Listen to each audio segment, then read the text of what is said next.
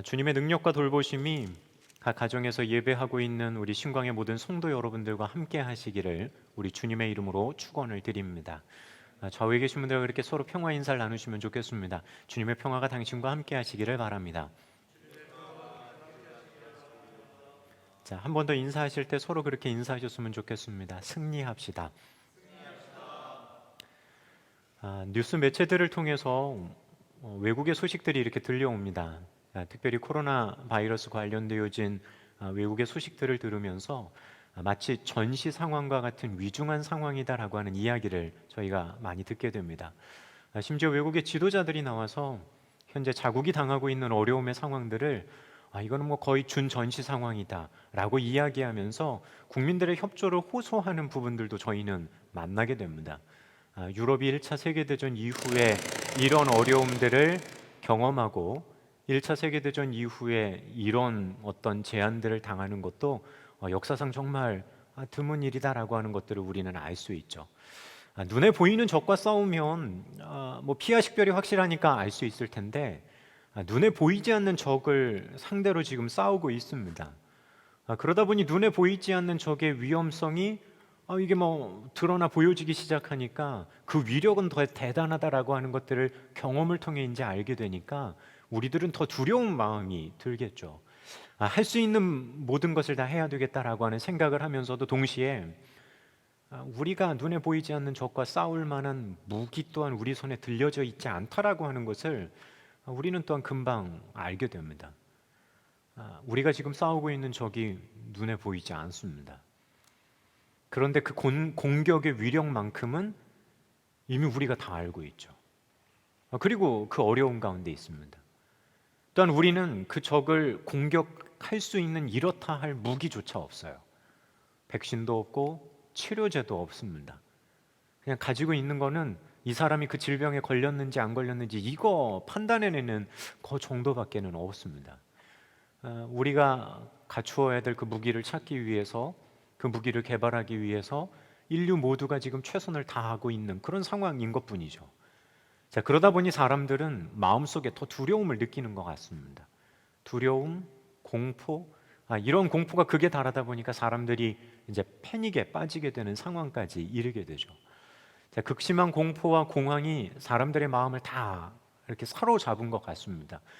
자, 그러다 보니 그 공황과 공포 속에서 나름의 자신을 지키고자 하는 일들을 하게 되는데 그것 가운데 하나가 뭐였냐면 이제 사재기를 하는 거죠. 저희 한국에서는 볼 수 없는 일인데 여러분들이 지금 보시는 게 실제로 지난주에 미국에서 있었던 일들입니다. 한 주 전까지만 해도 미국에 있었던 후배 목사님이 전화를 해서 저를 걱정해 줬어요. 한국의 상황이 위중하다고 하는데 건강 잘 지키세요라고 이야기를 했는데 딱 한 주가 지나고 나서 다시 연락이 온 겁니다. 저희도 이제 시작인 것 같아요 라고 하면서 본인이 마트에 가가지고 아무것도 없는 마트 사진을 보내면서 기도해 주세요. 오히려 이런 상황으로 지금 바뀌어져 있습니다. 자, 이러한 심각한 상황들, 눈에 보이지 않는 적을 상대해야 함에 있어서 우리의 마음이 가지고 있는 어려움의 문제들, 공포들 때문에 이런 것들이 이제 야기되기를 시작하죠. 이미 무너진 마음의 상황들 속에서 우리는 어쩌면 더 그렇게 걸어가고 있는지도 모릅니다. 자, 우리도 예외는 아닙니다. 지금 그런 싸움의 상황 속에 우리 있습니다. 이제는 비단 질병인 코로나 바이러스와의 싸움만이 아니라 이 바이러스로 인해 야기되어지는 이제는 경제적인 문제도 우리는 막 부딪혀야 되는 상황에 있고 어떻게 보면 이 질병 이상의 충격을 가지고 우리에게 다가오고 있는 것도 사실이죠. 자, 이 모든 것이 지금 우리가 맞닥뜨린 현실입니다. 그리고 이것이 우리가 싸워야 될 싸움의 자리입니다. 자신을 지켜야 되고 동시에 충격에서 견뎌야 되고 더 나아가서 나 아닌 다른 이들과 함께 어떻게 이 어려움을 같이 극복해 갈까를 고민해야 되는 거. 이미 우리는 그런 싸움의 자리에 서 있는 거죠. 자, 그렇다면 우리 그리스도인들도 이 싸움에서 예외일 수 없다는 건 다 압니다. 그러면 우리 그리스도인으로서 동일하게 만나고 있는 이 위기의 상황 속에서 그럼 우리는 어떤 싸움을 또는 어떤 생각을 가지고 이 싸움에 임해야 될까요? 질병이라고 하는 현실적인 문제와 싸울 뿐만이 아니라 동시에 이 문제 앞에서 우리의 신앙의 여정을 되돌아보며 우리의 믿음의 싸움을 또한 지속해 나가는 것이 우리에게는 요구되어지고 있는 상황입니다. 우리는 이러한 싸움을 흔히들 영적 전쟁이라고도 이야기하죠. 영적인 싸움이라고 말하는지 몰라요. 오늘 성경의 본문은 그것을 선한 싸움으로 표현하고 있습니다. 자, 동일한 상황 속에 모두가 예외 없이 만나게 되는 이 싸움의 현장 속에서 그리스도인이기 때문에 거기에 더해서 싸워야 될 우리의 싸움들을 우리는 생각하지 않을 수 없습니다. 그리고 그 싸움의 기준도, 사용해야 될 방법도, 싸움에 임하는 마음의 태도도 분명 달라야 되겠죠. 그리고 이러한 싸움은 성도의 삶의 모든 순간에 아마 일어나게 될 겁니다. 비단 지금 현재의 상황만이 아니라 사소한 순간부터요, 심각한 위기의 순간, 심지어 영적으로 평안하다고 느껴지는 순간에도 이 싸움은 늘상 일어날 수 있습니다. 저는 오늘 성경의 본문 말씀을 살피면서 이러한 그리스도인에게 있어야 될 선한 싸움에 대해서 좀 한번 생각해 보면서 지금 현재 어려움들을 맞닥뜨려 있는 우리 믿음의 성도들에게 주는 도전과 교훈들을 좀 한번 생각을 해보려고 합니다. 자, 그리스도인이라면 영적인 싸움에서 자유로울 수 있는 사람이 있을까요? 영적인 싸움에서 완전히 해방된 사람이 있을까요? 그리스도인이라면 누구나 예외 없이 이 싸움의 자리에 있을 수밖에 없어요. 싸움이 치열한 상황에 있는 사람과 지금은 조금 덜 치열한 상황에 있는 사람은 있을지 모르지만 싸움이 아예 없는 사람은 없다는 겁니다. 요한계시록 2장, 3장을 보게 되어지면 소아시아 7교회에 대한 이야기가 언급이 됩니다. 자, 그러면서 각 교회를 칭찬하고 책망하는 이야기들이 연속해서 나오는데 이 모든 교회가 때로는 책망, 때로는 칭찬받기는 하지만 공통적으로 마지막에 이들에게 주어지는 음성은 이기는 자에게라고 하는 구절입니다. 자, 상급이 주어질 건데 이기는 자에게 상급이 주어질 겁니다라고 하는 이야기를 하는 거죠. 자, 이기는 자를 언급하고 있다는 이 말의 의미는 뭘까요? 7교회가 모두 지금 싸움 가운데 있다는 것이 전제되어져 있다는 거예요. 믿음의 싸움은 성도 누구에게도 예외일 수 없다는 겁니다. 자, 예외일 수 없는 그 싸움 앞에 서 있는 디모데에게 오늘 성경의 본문 속에서 바울 사도는 이런 이야기를 합니다. 이렇게 성경 구절을 시작해요. 아들 디모데야. 사실 서신을 맨 처음 써보낼 때 디모데를 호칭하면서 아들이라고 호칭하는 경우를 우리는 볼 수 있습니다. 그런데 이 표현을 편지의 서두가 아니라 중가운데 내용을 이야기하려고 하면서 한 번 더 얘기하는 거죠. 자, 단순히 두 사람이 얼마나 친한지를 나타내 주려고 하는 표현이라기보다는 사도 바울이 디모데에게 이제 그 선한 싸움을 권면하면서 아들이라고 호칭하는 이 표현 속에 조금은 안쓰러운 마음도 있고요, 걱정이 되는 마음도 있고, 그리고 정말 잘해줬으면 하는 기대를 가지고 그에게 아들이라고 얘기하는 겁니다. 동시에 신뢰하고 그리고 믿고 있다라고 하는 것을 표현할 수 있겠죠. 그러니까 이렇게 표현할 수 있을 것 같아요. 아들, 나는 네가 잘할 거라고 나는 믿어. 그런 의미에서 아들 디모데야 라고 호칭하는 것 같습니다. 자, 누군가 싸움에 나가는 이가 있다면 걱정이 되는 마음으로, 안타까운 마음으로 그를 부르겠죠. 잘 해주었으면 하는 마음으로, 동시에 다치거나 아프지 않기를 바라는 마음으로. 바울 사도는 지금 그런 마음을 이 호칭 가운데 담아내고 있습니다. 자, 그런데 분명한 것은 이러한 선한 싸움, 영적인 싸움은 자원하는 마음이 없으면 이거 불가능합니다. 이 싸움을 싸우기 위해서는 자원하는 마음이 있어야 한다는 거예요. 영적인 싸움에 수많은 특징들이 있지만 여러분 그거 아십니까? 피하려면 피할 수 있어요. 근데 단 피하면 이미 진 거죠. 피하려면 피할 수 있습니다. 뭐 굳이 갈등 일으키지 않을 필요 있어요. 그냥 좋은 게 좋으니까 넘어갈 수 있어요. 근데 피하면 지는 거예요. 그래서 이제 바울 사도는 오늘 성경의 본문에서 명하노니라고 얘기합니다. 안타까운 마음도 있지만 잘해줄 거야 라고 하는 기대를 가지면서 디모데에게 그 선한 싸움을 피하지 말고 도망가지 말고 그 싸움 가운데 나아갈 것을 이야기하는 권면을 그는 지금 하고 있다는 겁니다. 때로는 성도가 서로를 바라보면서 그런 마음이 있을 때도 있습니다. 지금 믿음의 선한 싸움을 싸우고 이겨내고 있는 사람들, 그리고 그 싸움 가운데 나가야 되는 사람들을 보면서 잘해주기를 바라는 마음으로, 피하고 도망가기를 원하는 것이 아니라 싸워 승리하기를 바라는 마음으로 이야기할 때도 있죠. 자, 그러면 이 싸움에 임하는 기준은 어디에 있을까요? 오늘 1장 18절에서 이렇게 말해요. 전에 너를 지도한 예언을 따라라고 말합니다. 자, 여기서 말하는 예언은 단순히 우리가 알고 있는 미래에 일어날 이야기를 말하는 거 아닙니다. 너 예전에 앞으로 이렇게 될 것에 대한 이야기를 먼저 들었잖아, 이런 말이 아니라요, 이미 배운 말씀, 이미 받은 말씀으로 이해하는 것이 좋을 것 같습니다. 실제로 예언이라고 하는 말이 가지고 있는 1차적인 의미가 주어진 말씀이라고 하는 뜻이 있기 때문에 그렇습니다. 자, 싸움에 임하는 디모데에게 중요한 기준을 말하는데 그 기준이 말씀이라는 거죠. 그리고 그 말씀은 네가 이미 알고 있어. 그리고 이미 배웠고, 그리고 네가 이미 살아왔던 그 말씀의 기준대로 내가 그렇게 살기를 소망한다. 자, 기준 없이 싸우는 싸움이 아니라 분명한 기준을 가지고 싸우는 모습이 그에게 있어야 함을 바울 사도는 지금 권면하는 겁니다. 자, 여기서 그 기준은 방향성을 얘기하죠. 다른 것이 아니라 하나님께서 너에게 이미 주신 말씀의 기준과 방향성을 가지고 네가 그 싸움 가운데 나가야 돼. 바울 사도는 지금 이것을 권면하는 겁니다. 자, 고린도전서 9장 26절로 27절에서는 바울 사도가 그 싸움을 이렇게 얘기해요.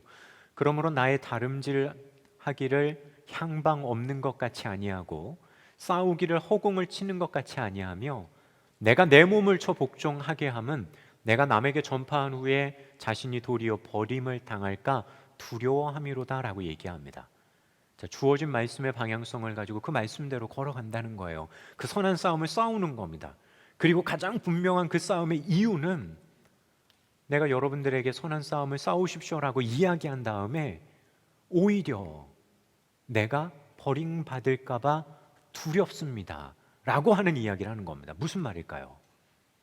이 싸움은 다른 사람에게 싸우십시오라고 말하는 것만이 아니라 그렇게 말하는 자신도 그 싸움 가운데 있어야 함을 이야기하는 겁니다. 그리고 그 싸움은 믿는 자들에게 선택이 아니라 필수라는 부분이에요.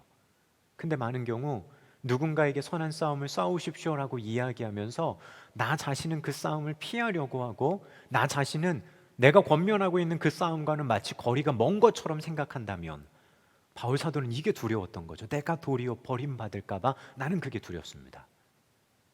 이런 의미에서 본다면 선한 싸움은 그리스도인들에게 피할 수 없는 싸움이라는 겁니다.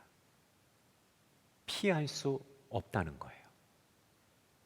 때로는 우리는 기도할 때 있죠. 하나님, 모든 어려움들이 나를 비껴갔으면 좋겠어요. 때로는 그런 일들을 경험하는 것도 은혜겠죠. 근데 여러분, 우리의 기도가요, 선한 싸움에 있어서만큼은 내가 그 싸움을 비켜가는 것이 아니라 내가 그 싸움에 나가 이길 수 있도록 하나님 나에게 힘을 주십시오라고 오히려 주님께 그렇게 구해야 하는 것이 우리의 마음이어야 한다는 겁니다. 우리말 싸움으로 번역되어진 이 헬라어 단어가 용어상으로는 군사 용어를 여기에 사용했다고 합니다. 그러니까 바울 사도는 지금 군인의 이미지를 가지고 얘기하는 거예요. 피할 수 없는 선한 싸움에 군인과 같이 분투하며 나가기를 디모데에게 얘기하는 겁니다. 치열하게 싸워야 되겠죠. 자신의 성공을 위한 치열한 만큼이나 우리의 영적인 싸움과 선한 싸움에서 승리하기 위한 치열함들이 우리 가운데 있는지를 저희는 점검해 봐야 한다는 거죠. 지금 현재의 삶 속에서 여러분들의 삶의 일상을 살아가시기가 얼마나 힘들고 또한 얼마나 애쓰고 계십니까? 맞닥뜨린 세상의 어려움들 앞에서 또한 그 상황들을 극복하고 이겨내기 위해 얼마나 치열하게 살아가고 계십니까? 자, 그 치열함 속에 우리가 한 가지 더 생각해야 돼요.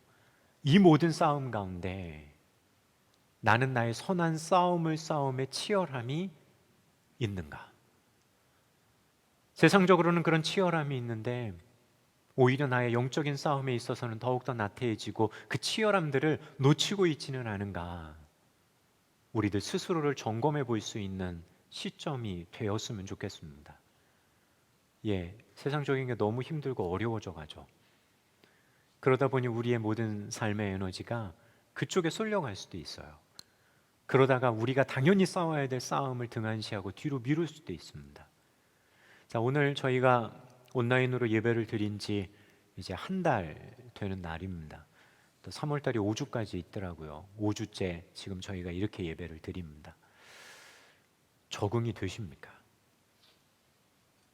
너무 적응이 돼서 교회에 나왔던, 아침에 일찍 일어나서 눈 비비며 나왔던 때로는 그 치열함마저 혹시 놓치진 않으세요? 아니면 교회에서 함께하며 열심히 했던, 때로는 힘들었어 라고 하는 그 부분들이 지금은 없잖아요. 없는 상황 속에 영적인 쉼을 누리는 것을 넘어서 혹시 우리가 당연히 해야 될 영적인 싸움마저 뒤로 미뤄두고 있지는 않은가를 우리 성도들이 지금의 시점에선 점검해 봐야 할 것 같습니다. 당연히 우리도 가정에서 드리는 예배예요. 근데 그 예배들 속에서 혹시 내가 나태해져 가고 있지는 않은가를 우리는 점검해 봐야 하는 겁니다. 우리 성도들뿐만이 아니라 우리 사역자들이고 목회자인 저도 마찬가지예요. 늘상 교회에서 쳇바퀴 돌듯이 반복되어졌던 봄에 있었던 그 많은 행사들이 지금 다 중지되어진 상황 속에서 나는 얼마나 치열한 마음을 가지고 그럼 하나님 앞에 지금의 여정을 나가고 있을까 점검해 봐야 되고 또 물어봐야 될 우리들의 신앙의 모습입니다. 기억해 보십시오. 그리고 여러분들 마음에 새기세요. 영적인 싸움은 비껴갈 수 없습니다. 피할 수 없는 싸움, 그것을 기억하고 우리가 더욱더 담대한 마음을 가지고 그 선한 싸움 가운데 나갈 수 있는 저와 여러분이 될 수 있으면 좋을 것 같습니다. 자, 이 싸움에 임하는 마음가짐에 대해서 오늘 이야기를 합니다. 오늘 19절은 이렇게 얘기하죠. 믿음과 착한 양심을 가지라. 어떤 이들은 이 양심을 버렸고 그 믿음에 관하여 파선하였느니라. 자, 지금 바울 사도는 두 가지를 얘기합니다. 믿음과 착한 양심을 이야기하죠. 싸움의 임함에 있어서 두 가지를 우리에게 얘기해 주는데 먼저 믿음입니다. 바울 사도가 영적인 싸움에 관해서 에베소 교회 가운데 이런 표현을 사용해요. 여러분들이 잘 알고 있는 하나님의 전신갑주. 영적인 싸움을 임하게 될 때 하나님께서 주시는 전신갑주로 완전히 무장하십시오라고 얘기합니다. 진리의 허리띠, 의로 심경, 평안의 복음으로 준비한 신, 믿음의 방패, 구원의 투구, 성령의 검. 여기서 믿음과 관련되어진 믿음의 방패를 언급합니다. 그리고 이 방패의 기능을 얘기하는데 악한 자의 모든 불화살을 소멸한다고 성경은 표현해줘요. 자, 믿음의 방패는 우리를 향해 오는 공격을 막아주는 역할을 한다는 거죠. 악한 자의 불화살을 막을 수 있는 것이 바로 믿음의 방패라고 하는 겁니다. 자, 선한 싸움에 임할 때 우리는 많은 경우 여러분 공격하는 입장인 것 같으세요? 방어하는 입장인 것 같으세요? 여러분들이 싸우고 있는 선한 싸움에 내가 나갑니다라고 했을 때 여러분들은 공격하는 입장이십니까? 방어하는 입장입니까? 가장 대표적인 게 유혹이라고 하는 걸 생각할 수 있겠죠. 유혹이 찾아오고 시험이 찾아와요. 우리가 유혹을 찾아가고 우리가 시험을 찾아가는 것이 아니라 많은 경우 우리는 공격을 받는 위치에 있을 때가 너무 많다는 거죠. 자, 그런데 그 공격에서 우리 자신을 지켜낼 수 있는 것이 성경 그 방어할 수 있는 것이 뭐냐면 바로 믿음이다라고 하는 겁니다. 우리 주님을 향한 신뢰와 믿음이 영적인 싸움에서 우리가 만나게 되어지는 모든 공격들로부터 우리를 지켜줄 수 있음을 얘기하는 거예요. 자, 하나님을 향한 신뢰가 그분을 신뢰하고 믿는 것, 그분 안에 머물러 있음이 우리들을 지킨다라고 하는 겁니다. 믿는다면 그분과 함께 동행하고 그분 안에 함께 거하는 거죠. 자, 에베소서 1장 19절은 이렇게 얘기해요. 그의 힘의 위력으로 역사하심을 따라 믿는 우리에게 베푸신 능력의 지극히 크심이 어떠한 것을 너희로 알게 하기를 구하노라. 자, 동시에 우리는 알 수 있습니다. 싸움의 자리에 있을 때 하나님의 능력의 지극히 크심을 경험할 수 있다는 거. 믿음은 우리로 하나님의 능력을 보고 경험할 수 있도록 우리를 이끌어 줍니다. 그분을 향한 우리의 믿음이 우리들 스스로를 지킬 수 있는 가장 중요한 부분이 되어짐을 성경은 얘기해 주는 거예요. 자, 다음으로는 착한 양심을 바울 사도가 이야기하죠. 자, 여기서 양심은 우리의 내적인 부분과 내면적인 차원을 이야기합니다. 자, 우리는 싸움에 나갈 때, 특별히 선한 싸움에 나갈 때 어떤 마음을 가지고 나가는지에 대해서 좀 스스로에게 물어야 됩니다. 세상에서 우리가 무엇인가 분투하는 일이 있고 우리가 무엇인가 싸우는 치열함들이 있죠. 그리고 그 싸움에는 때로는 목적과 의도가 있습니다. 내가 잘 되고 내가 성공하는 거, 그러기 위해 내가 지금 이 치열하게 이 싸움 가운데 있어, 이럴 수 있어요. 자, 그런데 선한 싸움에 임하는 우리의 마음의 의도는요, 내가 잘 되기 위해서, 아니면 내가 이런 사람이라는 것을 보여주기 위해서, 아니면 어떤 그 다른 의도들을 우리가 속에 품고 싸우는 선한 싸움이라고 한다면 이거는 우리의 의도의 순수성에 문제가 생긴 거예요. 우리 감리교도들에게 잘 알려져 있는 의도의 순수함이 상실되어진 겁니다. 바꿔 말하면 선한 싸움을 싸우는데 이런 내적인 의도의 순수성과 착한 양심이 없다고 한다면 이미 우리는 잘못된 방향성을 가지고 그 싸움 가운데 임하고 있는지도 모릅니다. 자, 바울 사도는 지금 이 두 가지를 얘기하죠. 믿음, 의도의 순수성. 사실 의도의 순수성이라고 하는 부분도 세상에서도 중요한 부분입니다. 그 사람이 얼마나 진실되냐라고 하는 걸 이야기할 수도 있겠죠. 사실 코로나 바이러스 문제들 때문에 이 문제를 극복하기 위해 순수하게 움직이는 수많은 사람들이 이 땅 가운데 있다는 거 너무나 잘 아실 거예요. 대구에서 문제가 한창 심각해졌을 때 이름도 누군지 모르는 수많은 의료진들이 그곳에 내려가서 자원봉사를 하죠. 누가 시킨 것도 아닙니다. 시킨다고 가시겠어요, 여러분? 수많은 순수한 마음들이 다른 사람들을 생각하며 자신의 건강이 위협받는 상황 속에서도 헌신하며 봉사하며 나갔던 사람들 때문에 지금 대한민국이 이만할 수 있다는 거죠. 그들의 희생이 있었고 그들의 그런 성숙한 시민의식이 있었기 때문에 오늘의 질병에서 이길 수 있고 우리가 이만할 수 있다는 거예요. 이름도 빛도 없이 그냥 순수하게 자신에게 맡겨졌던 그 일 가운데 내가 의사기 때문에 누군가를 돌봐야 되는 사명감에 내려갔던 수많은 사람들, 그들이 이 질병과 싸우는 최일선에 있는 소중한 사람들이죠. 우리는 그 헌신에 대해서 잊지 말고 또한 그들을 위해 기도하는 것 또한 믿음을 가진 우리들에게 있어야 될 당연한 일이 되어질 겁니다. 하물며 믿음의 선한 싸움을 싸워나가는 이들이 의도의 순수성을 상실하고 영적인 싸움에 임하게 된다면 그건 이미 진 거죠. 왜냐하면 방향성이 분명하게 주님을 향한 것이 아니기 때문에 그렇습니다. 그냥 단순히 그냥 그렇게 보여지고 싶은 거예요. 왜요? 나 그냥 믿음 좋아. 그냥 이렇게 살아가. 개인의 목적이나 이익을 취하기 위함이 아니라 순수한 마음, 선한 양심을 가지고 우리는 이 영적인 싸움 가운데 나가야 됩니다. 뭐 당연히 개인적으로 나의 신앙을 지키는 것도 있지만 이 싸움이 나만의 싸움이 아니라 우리 주님의 영광이 드러나실 수 있는 선한 영향력을 세상 가운데 흘려보낼 수 있는 통로로서의 역할들을 그렇게 감당해야 한다는 거죠. 순수하게 오늘을 주님과 함께 걷기를 소망하는 겁니다. 우리는 그냥 그것으로 족한 거예요. 그리고 그런 믿음의 싸움을 지속해서 나가는 우리들의 여정 속에 하나님께서 능력을 나타내 보여주시고 우리를 선하신 길들로 인도해 가시기를, 그리고 그 가운데 하나님께서 행하시는 일들이 드러나기를 기도하는 것, 그것 또한 우리가 간절히 바라며 소망해야 될 부분일 겁니다. 자, 믿음을 가지고 그리고 의도의 순수성을 가지고 우리는 이 선한 싸움 가운데 임해야 하는 거죠. 자, 그런데 오늘 성경에서는 이런 싸움을 하라라고 이야기하면서 동시에 이 싸움에서 파선한 이들이 있다고 바울 사도가 언급합니다. 자, 오늘 19절로 20절은 이렇게 얘기해요. 어떤 이들은 이 양심을 버렸고 그 믿음에 관하여는 파선하였느니라. 그 가운데 후메네오와 알렉산더가 있으니라고 말합니다. 바울 사도는 자신이 알고 있는 두 사람을 언급하죠.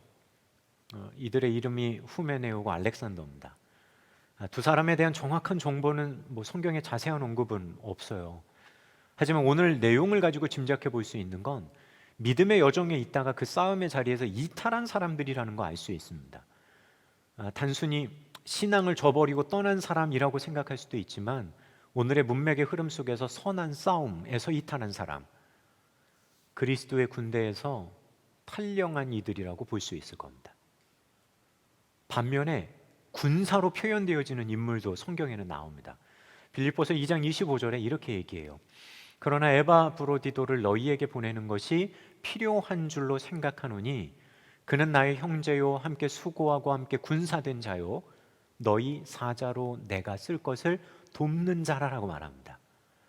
자, 바울 사도가 로마에 가택 연금되어져 있을 때 빌립보 교회에서 찾아왔고 와서 함께하며 바울 사도와 지냈던 사람입니다. 그리고 그를 다시 빌립보로 돌려보내면서 바울 사도가 그렇게 얘기해요. 형제고 함께 수고하고 뭐라고요? 함께 군사된 자라고요. 자신을 돕기 위해 빌립보 교회에 보냄을 받은 이 사람을 함께 교제하면서 그는 얘기하는 겁니다. 오늘 군사적인 용어로 말하면 내 전우가 여기 있어요. 에바브로디도. 근데 오늘 디모데 전서에서는 얘기하죠. 탈령한 사람이 있어요. 두 사람. 함께 싸움의 순간을 헤쳐온 사람도 있고 그리고 그들가 소중하고 귀하다고 바울 사도는 동시에 이야기하는 겁니다. 왜냐하면 그리스도의 군사이기 때문에.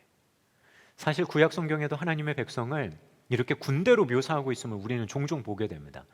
출애굽기 12장 41절에 보게 되면 출애굽해 나오는 이스라엘 백성을 이렇게 표현해요. 430년이 끝나는 그날에 여호와의 군대가 다 애굽 땅에서 나왔은즉. 무슨 말일까요? 애굽에서 종살이하던 사람들이 지금 거의 피난민의 행렬하고 나오는 거예요. 근데 하나님께서는 그들을 뭐라고 표현하셨냐면 여호와의 군대가, 하나님의 군대가 지금 나왔다는 겁니다. 그들이 무장하고 나왔을까요? 그들이 군대의 대우를 갖추고 그들이 싸움에 나가기 위해서 지금 행군할까요? 아니에요. 근데 하나님 눈에는 그들이 그렇게 보이셨다는 거죠. 하나님의 군대로. 다윗의 고백 속에서도 나타납니다. 그는 이스라엘의 군대를 사울의 군대라고 표현하지 않아요. 그는 오히려 사무엘상 17장 26절에서 이렇게 말합니다. 주의 종이 사자와 곰도 쳤은즉 살아계신 하나님의 군대를 모욕한 이 할례받지 않은 블레셋 사람이니까 그가 그 짐승의 하나와 같이 되리이다. 이스라엘 군대를 모욕하는 골리앗의 그 언행 앞에서 지금 다윗이 얘기하는 건 그겁니다. 하나님의 군대를 모욕했다고. 근데 사실 눈에 보여지는 건 사울과 함께 있는 이스라엘에 모여있는 이 군인들의 모습은 블레셋 군대에 비하면 정말 초라하고 볼 것 없었을 겁니다. 일찌감치 5개의 방백의 도시들로 중앙 집권화가 되어져 있는 이 블레셋 사람들에게는 철기로 무장되어져 있는 군인들이 있었어요. 반면에 이스라엘의 첫 번째 왕이었던 사울의 시대를 가만히 들여다보게 되면 다윗의 시대나 솔로몬의 시대만큼 중앙 집권화되거나 아니면 늘상 존재하고 있는 군대의 모습들은 찾아보기 쉽지 않습니다. 오히려 사사시대의 모습과 비슷해요. 그리고 이 시기에 이스라엘은 여전히 청동기였다고요. 그럼 싸움에 나오는 사람들 가운데 철로 된 무기를 가진 사람은 사울과 요나단 두 사람밖에 없어요. 나머지 사람들은요, 뭐 어디서 좋으면 청동으로 된 칼이 있거나 아니면 그들이 농사 때 쓰던 거, 그 농기구 가지고 온 일종의, 뭐라고 표현할 수 있을까요? 이제 막 뭔가를 싸움을 해야 되는 농민들로 구성되어진 군대라고 할 수 있겠죠. 근데 다윗은 그들을 향해 뭐라고 얘기하냐면 농민군이라고 얘기하잖아요. 사울의 군대라고도 얘기하지 않습니다. 다윗은 얘기해요. 하나님의 군대라고요. 또한 신약 성경은 교회를 함께 싸우는 공동체로 영적인 싸움을 해야 되는 이들로 많이 묘사합니다. 그리고 그 싸움에 승리한 자들이, 이긴 자들이 하나님께서 약속하신 것들을 받고 누리게 될 거다라고 이야기하죠. 자, 이러한 성경의 맥락에서 교회는 영적인 싸움을 수행해야 되는 군대입니다. 그리고 그리스도인들은 군대이고 그리스도의 병사들이다라고 하는 마음을 우리는 잊어서는 안 된다는 거예요. 자, 군인들이 싸움에 임하면서 무서워 피한다면 어떻게 될까요? 그럼 나라가 무너지는 거겠죠. 그래서 평소에 훈련하고 준비하는 겁니다. 영적인 싸움을 싸워야 하는 그리스도인도 마찬가지예요. 나 한 사람의 실족함이 그냥 나 개인적인 신앙생활의 문제야라고 우리는 그냥 개인을 그렇게 생각하고 넘어갈 수 있습니다. 근데 때로는 공동체를 가만히 살피다 보면 한 사람의 영적인 패배가 그가 속한 공동체 전체의 문제로 퍼지는 경우들도 종종 볼 수 있어요. 한 사람의 무너짐이요, 그 사람이 속한 공동체의 무너짐의 시작이 될 수도 있다고요. 그래서 우리는 공동체 안에서 자신의 개인의 싸움에 최선을 다해야 되는 이유 또한 여기 있습니다. 당연히 싸움을 피해서는 안 되겠죠. 나만의 문제가 아니라 내가 속한 공동체의 문제고 내가 섬기는 하나님의 근심이 될 수도 있다는 마음을 가지고 우리는 그 싸움 가운데 나가야 하기 때문에 그렇습니다. 자, 그러면서 우리의 싸움의 상대를 에베소서 6장 12절은 우리에게 이렇게 말합니다. 우리의 씨름은 혈과 육을 상대하는 것이 아니요 통치자들과 권세들과 이 어둠의 세상 주관자들과 하늘에 있는 악한 영을 상대함이라. 우리들의 싸움의 대상이 누군지, 그리고 그 싸움에 임하는 우리의 마음과 자세가 어떠해야 될지를 우리는 늘 점검하고 염두에 둘 수 있는 신광의 성도 여러분들 되셨으면 좋겠습니다. 무엇보다도 이러한 영적인 싸움에 민감할 수 있기를, 그리고 그 싸움을 피하지 않을 수 있기를 소망합니다. 싸움의 방법도 달라야 되고 싸움을 행하는 우리의 마음도 분명 달라야 하기 때문에 그렇습니다. 사랑하는 신광의 성도 여러분, 우리들은 그리스도의 군사들입니다. 그리고 선한 싸움을 싸워야 하는 부르심 앞에 서 있는 사람들이죠. 세상의 싸움이 치열해진다고 이 선한 싸움을 뒤로 하거나 소홀히 해서는 안 된다라고 하는 거예요. 불편함을 감수할 수 있고 어려움을 감수할 수 있고 때로는 양보할 수 있고 참음으로 나가야 될 때도 있을 겁니다. 때로는 손가락질 받을 수 있고 때로는 그 모든 과정에서 주님을 생각함으로 우리가 이겨내야 될 때도 있어요. 그리고 내가 아닌 주님을 바라보는 순수한 의도를 가지고 주님의 말씀의 기준을 가지고 우리는 그 자리에 버티고 서 있어야 할 때도 있습니다. 가장 중요한 건 이 싸움에 내가 어떻게 승리할 수 있을까를 지금 고민하고 걱정하는 것, 그것이 아니라 싸움은 주님께 속한 것입니다 고백한다면 우리에게 가장 소중한 건 오늘 싸워야 될 그 싸움을 포기하지 않는 겁니다. 그리고 그냥 그 싸움의 자리에 오늘 머물러 있는 거예요. 그리고 그 싸움의 순간들 속에서 진실한 마음을 가지고 오늘도 그냥 힘들고 어렵지만 그 삶의 어려운 한 발자국의 발걸음을 앞으로 내디디며 나가는 겁니다. 바라고 소망하기는 그런 선한 싸움 가운데 승리할 수 있는 저와 여러분이 되기를 바라고 소망합니다. 어렵죠. 그리고 불안한 마음들도 들어요. 걱정이 되는 마음들도 많고요.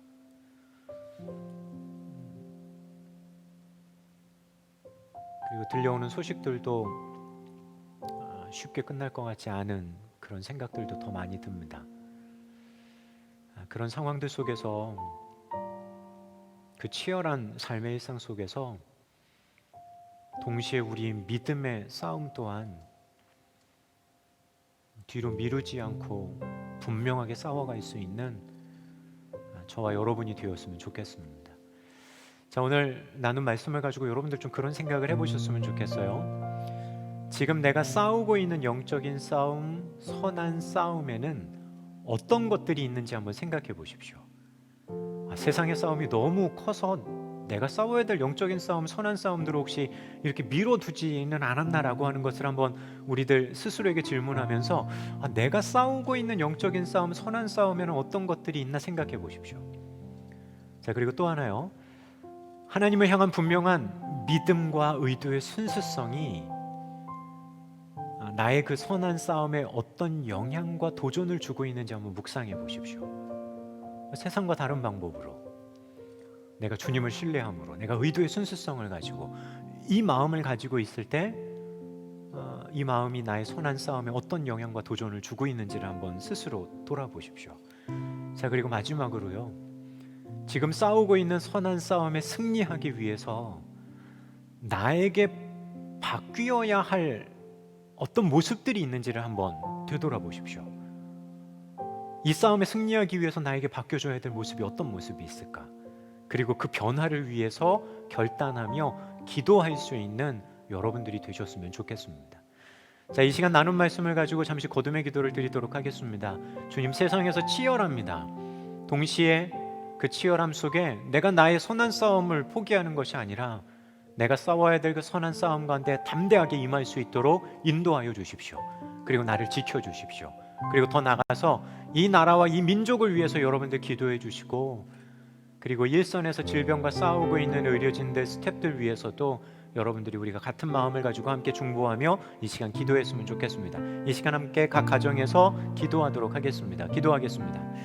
선하신 하나님, 우리의 삶의 여정이 치열함이고 그 싸움 가운데 저희가 임하고 있습니다. 그 싸움 속에서 혹시 우리의 영적인 싸움들을 포기하고 있지는 않은가 되돌아보게 하여 주십시오.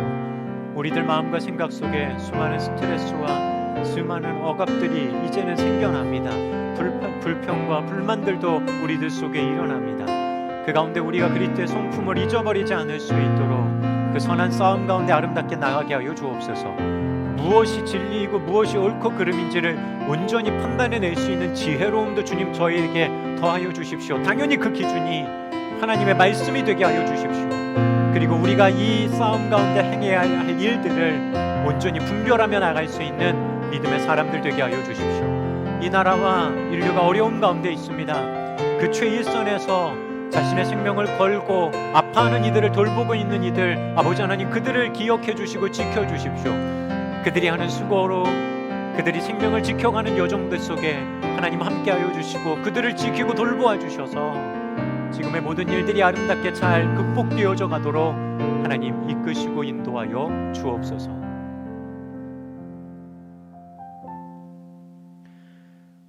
하루를 견뎌내는 것이, 한 주를 살아내는 것이, 또한 새롭게 시작되어지는 한 달을 어떻게 살아야 할지를 들려오는 소식들 가운데 고민하며 우리는 치열하게 서 있습니다.